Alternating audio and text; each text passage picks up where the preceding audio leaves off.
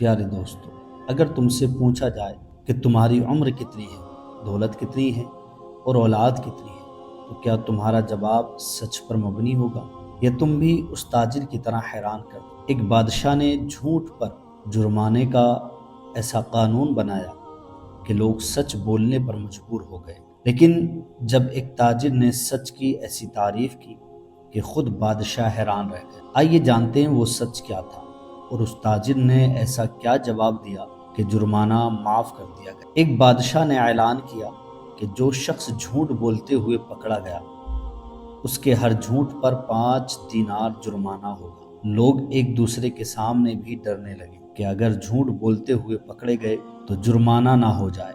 ادھر بادشاہ اور وزیر بھیس بدل کر شہر میں گھومنے لگے۔ جب تھک گئے تو آرام کرنے کی غرض سے ایک تاجر کے پاس ٹھہرے۔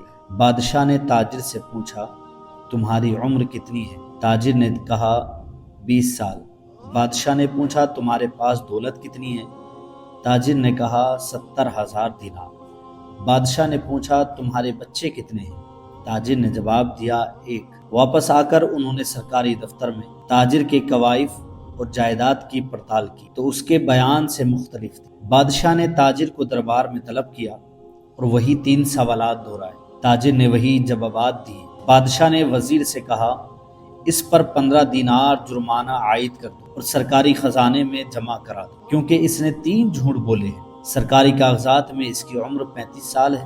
اس کے پاس 70,000 دینار سے زیادہ رقم ہے اور اس کے 5 لڑکے ہیں۔ تاجر نے کہا، زندگی کے 20 سال ہی نیکی اور ایمانداری سے گزرے ہیں، اسی کو میں اپنی عمر سمجھتا ہوں، اور زندگی میں 70,000 دینار میں نے ایک مسجد کی تعمیر میں خرچ کیے ہیں، اس کو اپنی دولت سمجھتا ہوں، اور 4 بچے نالائق بد اخلاق ہیں، ایک بچہ اچھا ہے، اسی کو میں اپنا بچہ سمجھتا ہوں۔ یہ سن کر بادشاہ نے جرمانے کا حکم واپس لے لیا اور تاجر سے کہا، ہم تمہارے جواب سے خوش ہوئے ہیں، واقعی وقت وہی شمار کرنے کے لائق ہے جو نیک کاموں میں گزرے، دولت وہی قابل اعتبار ہے جو راہ خدا میں خرچ ہو، اور اولاد وہی ہے جو نیک و صالح